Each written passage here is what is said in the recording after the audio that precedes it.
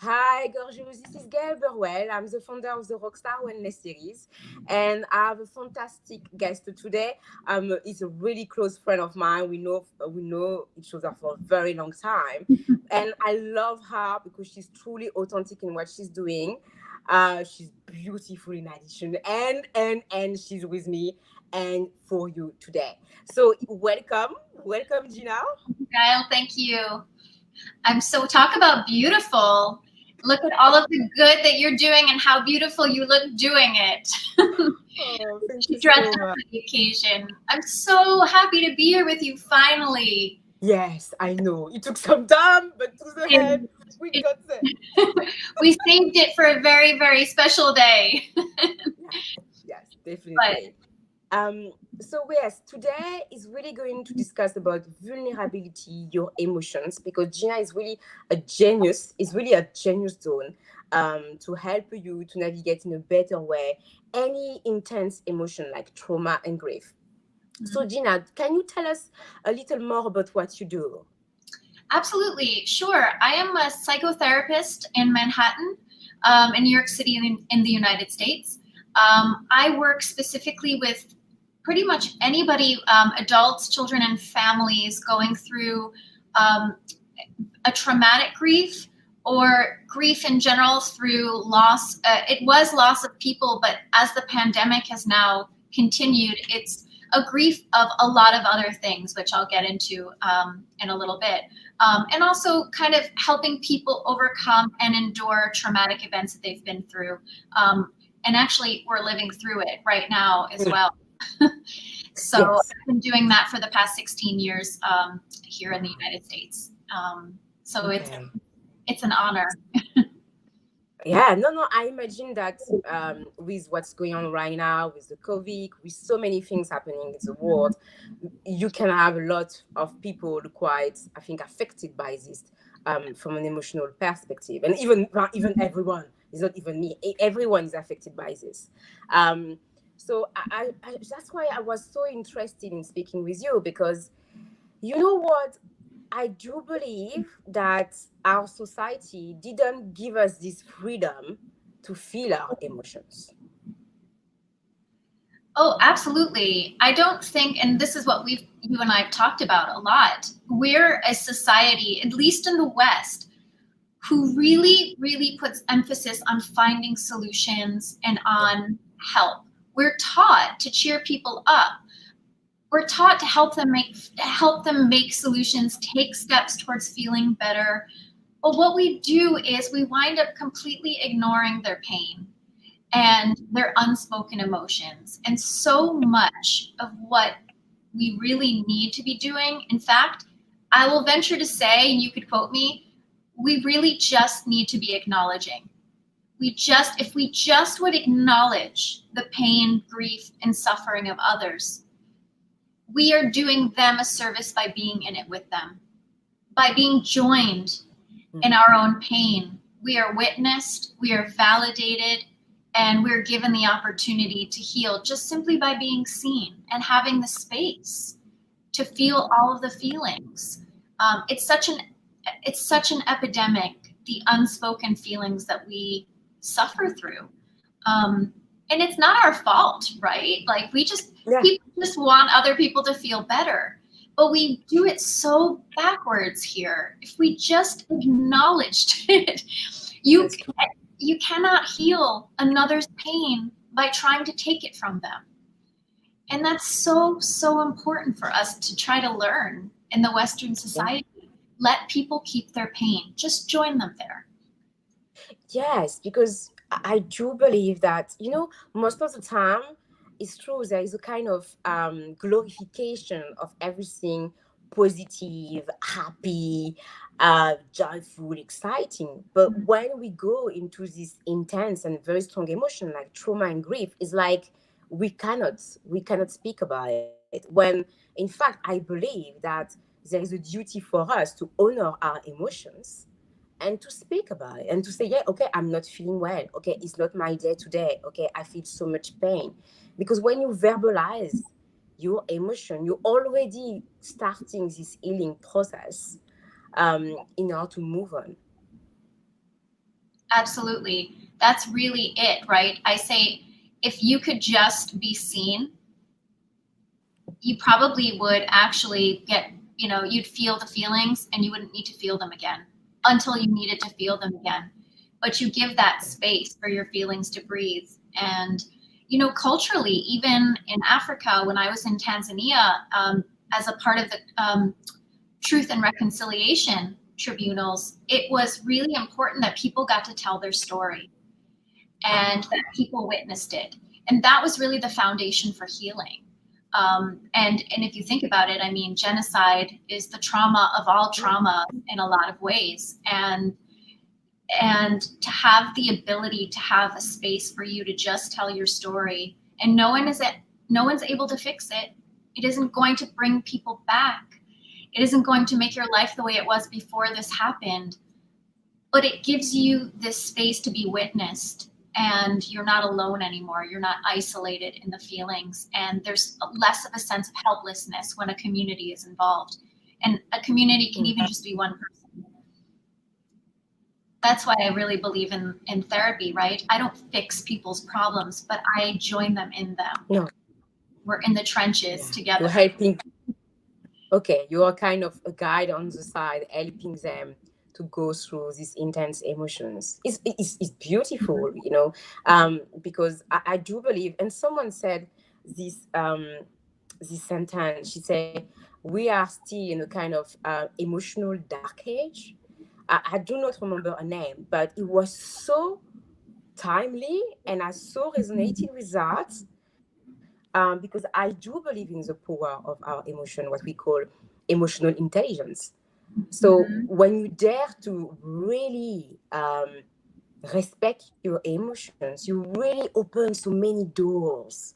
You really transform your life. So from the people listening to us and watching us, from your experience, how how can we be safe? How can we feel safe um, to be sad or to have some grief? It's this question of safety most of the time that is so particular, because I'm not sure people are comfortable to speak about their emotion because they don't feel safe.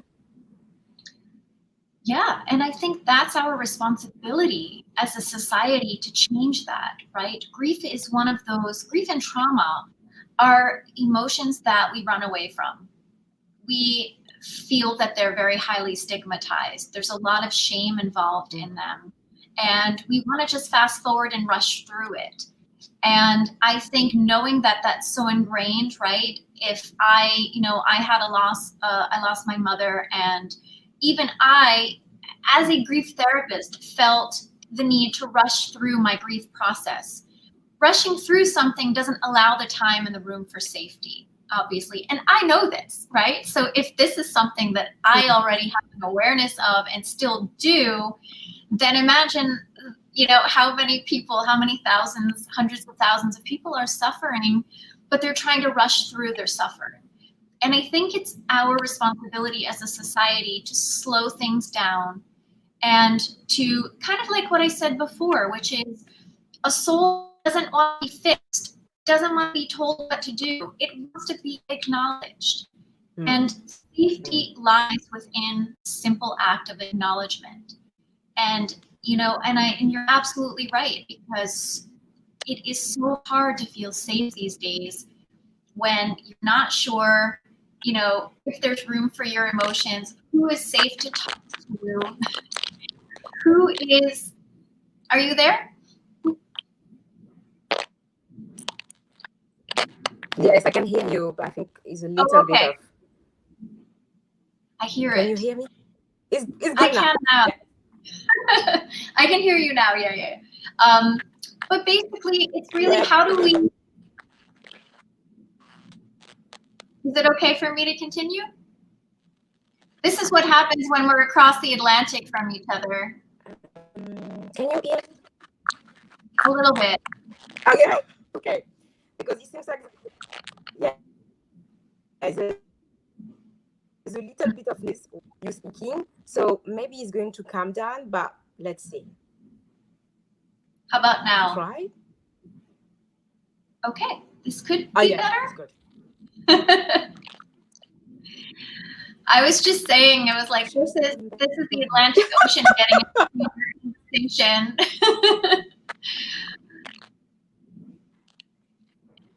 There's a little bit of a delay, but we'll see what happens. Let me see. I'm going to move. Maybe. Okay.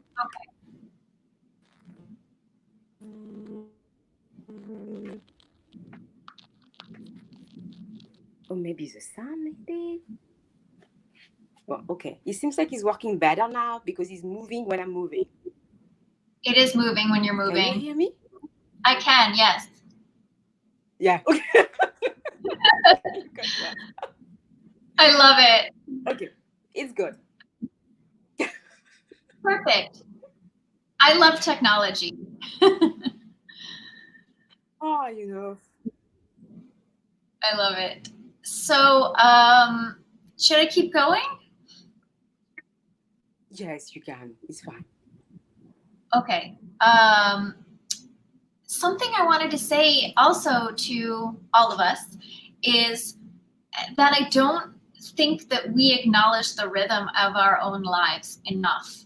And by that, I mean, if you're going through very difficult feelings and you are feeling more energized one day, but less energized another day, or, and if it feels very unpredictable in terms of the energy that you have to really deal with life and your feelings, let's respect that, please.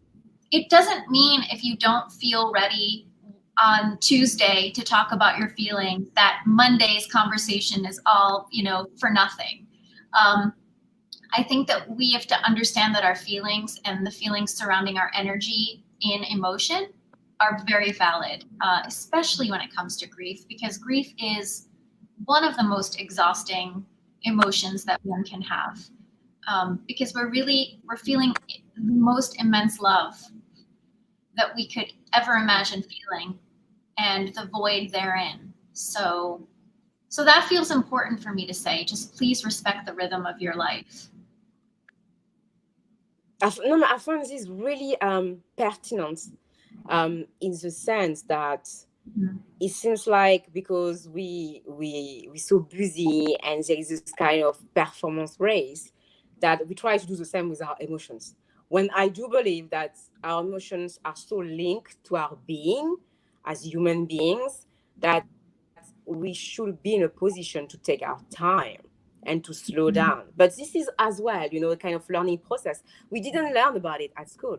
I didn't have a clue about it at school. It's with personal development, is when you go through different experiences that you start to understand that you have to really create an healthy relationship with your emotions. And what you do is you helping your clients to create this healthy relationship. Yeah, absolutely. Absolutely. It's the most important thing, really. I lost you. I'm listening to you. Oh, I thought you were going to say more. You were saying something so important. I love it. I love it. I love it.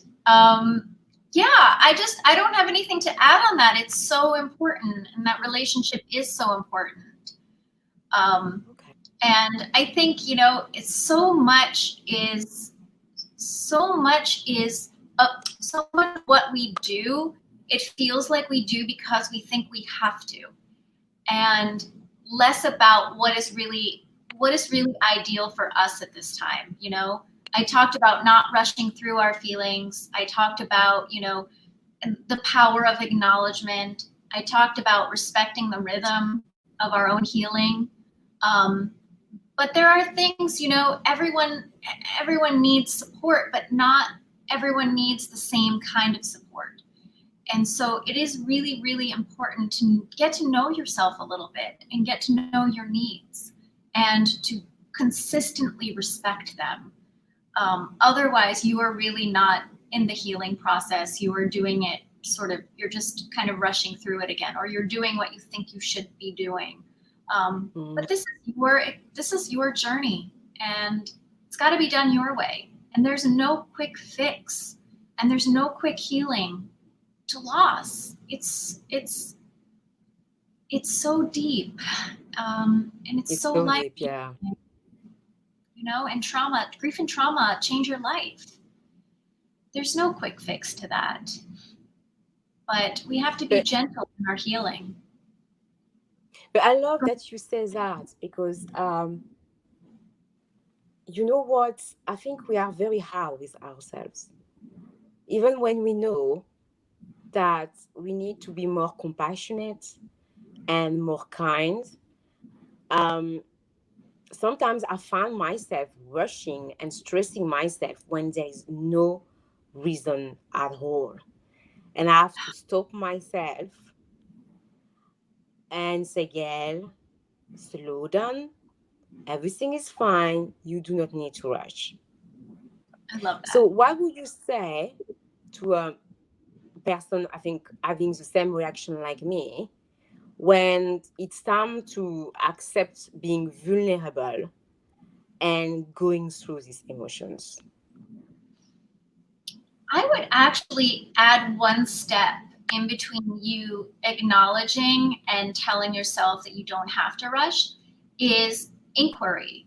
And I would ask you to ask yourself, why do you think that I'm trying to rush through this? Because I Mm. think the answer there is what would propel you long term to make more gentle decisions with yourself. Because I know you, and this is not an isolated incident. You are a powerful, successful, and such a go-getter of a woman, and you are just doing, and Mm. giving. And so I think what needs to happen is that we need to do a lot of self-inquiry, and gently so, saying, okay, I notice that I'm rushing again. What am I doing that for? Is there a reason that I'm trying to get through this so quickly? Is there something that I'm avoiding feeling? Is there something I'm avoiding experiencing? What is really being asked of me right now? Um, I know that that happens in such a very fast sequence, but like I Mhm. said before, it's really important to slow down, especially now. I Yeah. think the entire world imploding is a real clear Yeah. message for us to slow down and be in the moment and find safety and security in and hope in the here and the now, because that's all we have.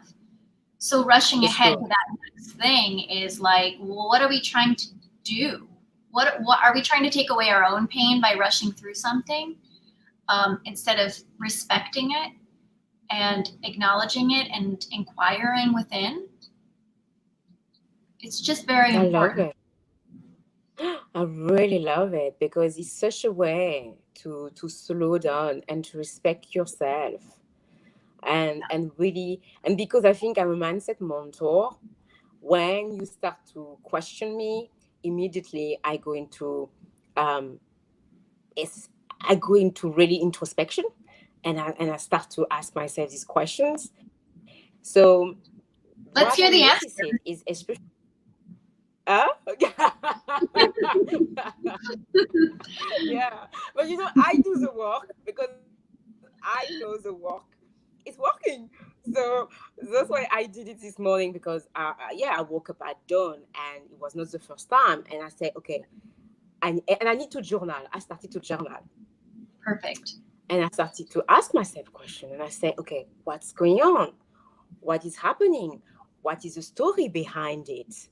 um, because I could see a kind of chain of patterns Yep. coming up all the time. Mhm. And I says, there is something more. I need to get to the bottom of the issue. So I love this because it's really calling us to be honest with ourselves, but also, as you said, to get to know yourself. And I'm not sure, to be honest, I'm not sure that so many people um, have the courage to do this work, because it's not easy at first. It's uncomfortable. It's Yeah. challenging. I ask you to be honest with yourself. Some people on their own, they don't want to. Yeah, well, I think that we have this visual of painful feelings as being, insurmountable and destructive. And so I think when we have that feeling that the feeling may kill me, I may never stop crying, I may fall into a deeper pit of darkness, I'm not strong enough to get through this, no one will want to see me this way, no one will have the patience to deal with my feelings. These are all things I hear in my practice all the time. And I think that really prohibits people from jumping into the work when, as somebody who's done the work like you and like me, it's when you're on the other side of it and it never ends, but when you're on the other side of something very painful, it's like, oh my God, all of that I actually added to the mountain as opposed to just walking to it and taking whatever path led me to healing. I've made the mountain bigger, and taking that step and looking feelings square in the face is one of the most courageous things that one can do. And yet it's such a trick because things appear, right? It's like an oasis, but in the reverse. It appears so much worse than it actually is. Yes, You can exactly. survive it. Yeah. But it's like our fears. It's Yeah. false evidence appearing real, but it's the same a bit with emotion. And it's true, when it's happening, it's very intense, but most of the time it's because we put it so much and so long in our Pandora box that when you Yes. open it, it's completely mind blowing. And So true. and that's why it's even more difficult when, as you said, you aware about it, you're walking through the mountain. So when you think about it, it's really a question of misconception we have about our emotions, about how to manage our emotions. Sure. I mean, and I always said, I think that there should be a therapy class or, understanding your heart, understanding your emotions, and human behavior classes all throughout our education in the Western world Right? because, in addition to how to be in a relationship, because I think so much of what we deal with is pure projection and is this unspoken assumption that something within us will not be accepted and is not acceptable, and so we remain unspoken, and that is the biggest, like I said earlier, unspoken emotions are the biggest epidemic in the Western world today. Yeah, And it's true. imagine all of the healing we could do if we actually could just talk about our emotions and have them be accepted, even for men. Oh, oh yes, it would Especially be for amazing. men. Because Yeah. especially for them, they bottle a lot their emotions. And Yeah. men bottle up a lot their emotions. Yeah. I And mean, society. yeah, when you It's think about it, yeah, it's not easy for them as well. no, and it's actually, I have a lot of empathy for men who grow up feeling like the only emotion is good or angry, Oh, and it's just so, it's just got to be so hard. I mean, not, this is coming from somebody who listens to it, and who witnesses it. And it breaks my heart that a man can spend so many years of his life feeling like his feelings are unacceptable and so pushing them down and instead just acting them out in a way that feels societally acceptable. But then we wind up in these situations where, you know, pain really looks like anger, and then there's disconnection, whether it's in individual relationships or community relationships or our government relationships, yeah. as we have seen. Imagine if leaders that are prone to war and anger and violence could really have just felt their feelings as kids. Wow, it would be a revolution, and I will love it. I think it would be such a big step in so many shapes. changes, and it will change a lot of things at the time, but it will change a lot of things. It will definitely I've lost again. in terms of relationship behaviors and living in harmony with others. Can you hear me Sort of. now? Yeah. Much better now, yeah. I don't know what's going on, Our but I hope it's connection is, better now. Yeah. yeah, it's better. But I did understand some of But what you you know said. what? I just, go ahead. Tell me. Oh, what? Wait, tell you No, what?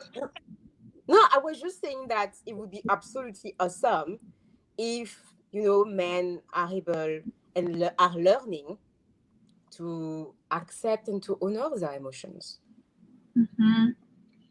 For sure. I do think actually that grief is one emotion that men are allowed to feel societally, that they feel free to feel. You know, I can speak for my father, who deeply misses my mother and feels grief a lot, you know, if not every day, in some aspect. But he's really, he can be emotive about his grief. And I think it's so, so healthy. And I really Yes. respect that.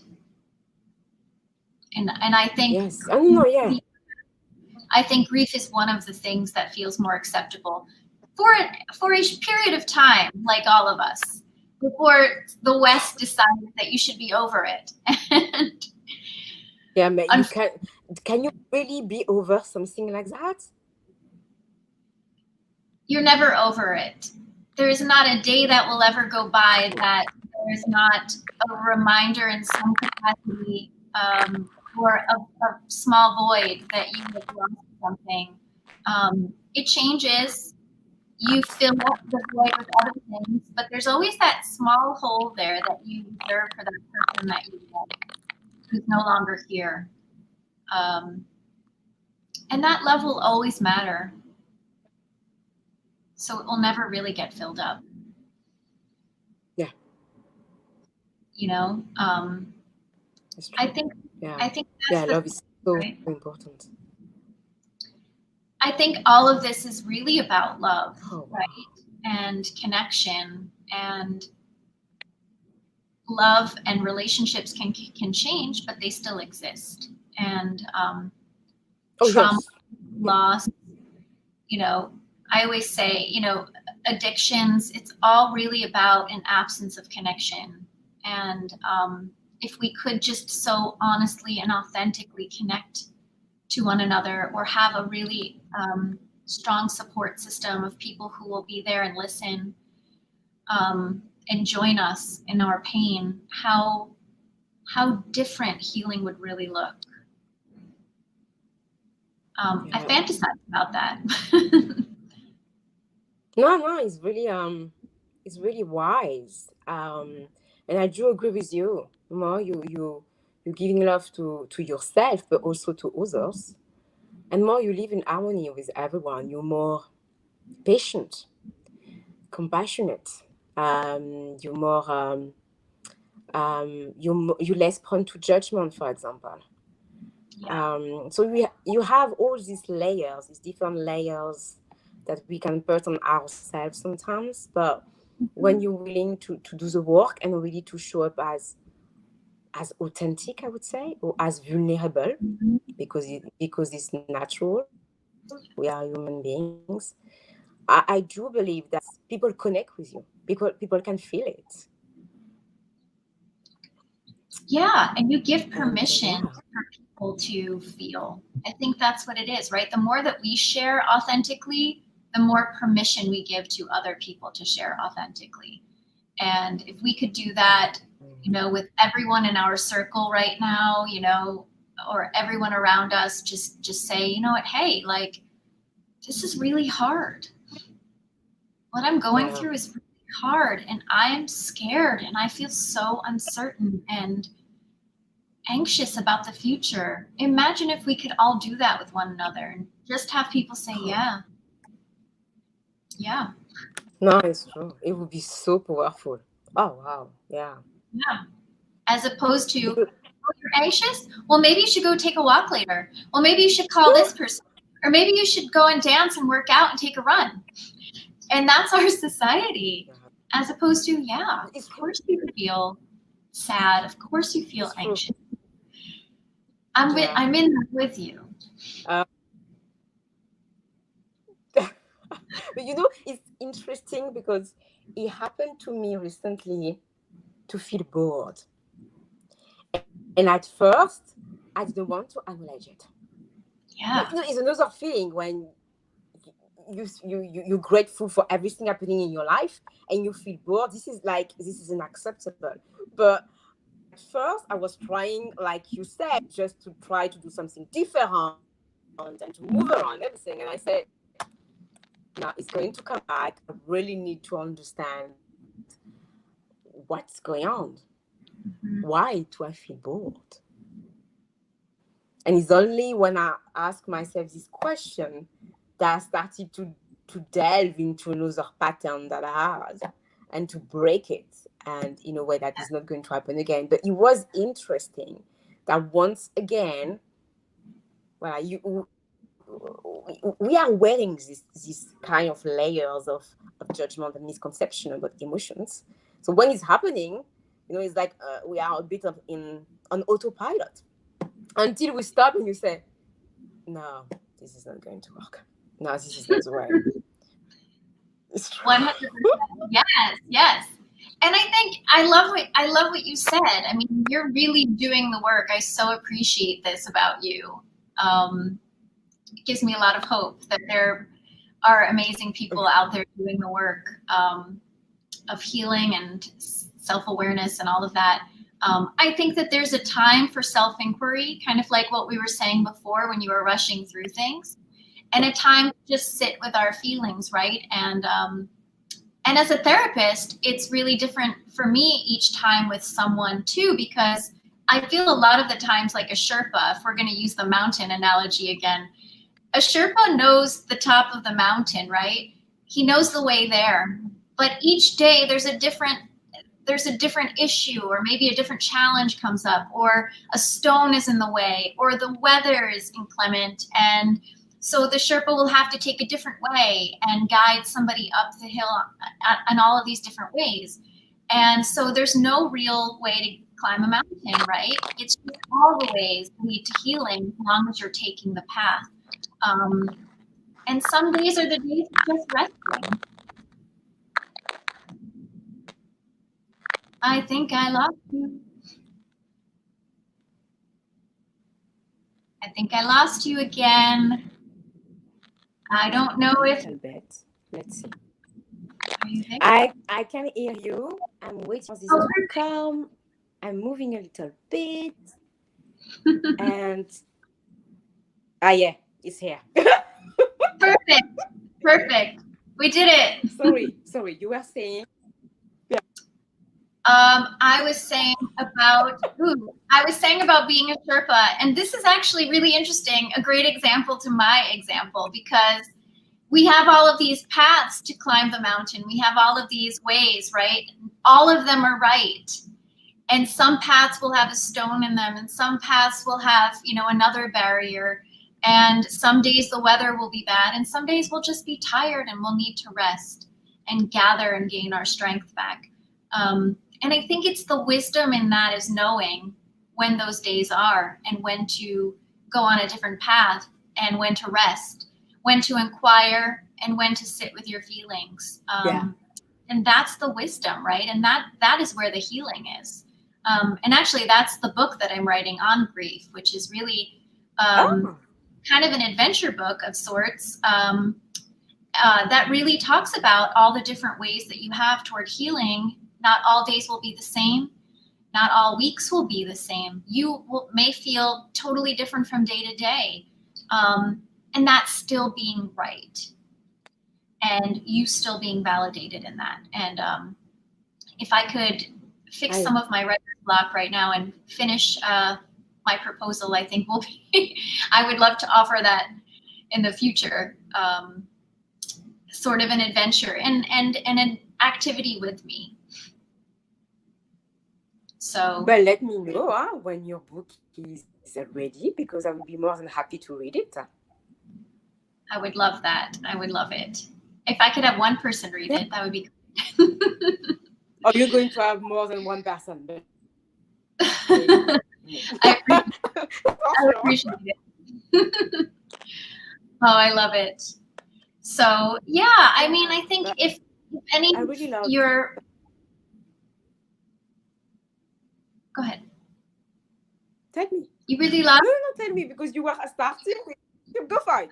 It's fine. Oh, no, I was just saying what I really would love for your listeners to sort of take away from this is to really be as gentle as possible with their feelings, be as honest as possible, to understand that every day could be different and that there are days to maybe inquire and analyze, and there are days that you sit and give that. And that's what self-love is, really. It's sitting in your feelings Yeah. with yourself, not sitting in your feelings and wishing them away or trying to rush through them, or judging yourself or berating yourself for feeling less than positive. This is such a hard time right now.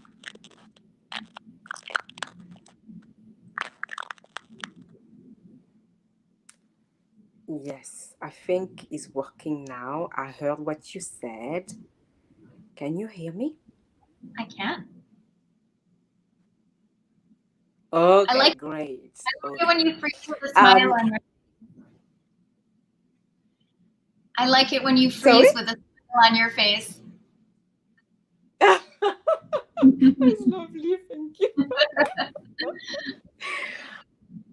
But yeah, no, thank you so much, Gina. I want to know if anyone watching us right now want to work with you, how can they do that? Okay, you could go to my website, which is www.ginamoffa.com. I'm sure my name is spelled somewhere around here. Um, you can also find me on Instagram, Gina Moffa LCSW. I am going to, at the very, on October 15th, start a women's grief group online. And so if anybody is sort of going through feelings that feel like grief, whether it is the grief of losing your job, a loss of a family member, friend, or person who is important to you, a loss in general at this Mm-hmm. point to me is really important. So if you feel like that's something you'd want to be a part of, go to my website, shoot me a message from there, and I'll get in touch with you.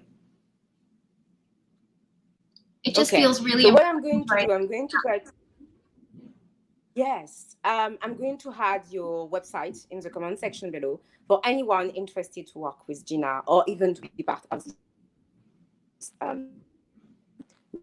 new Facebook group.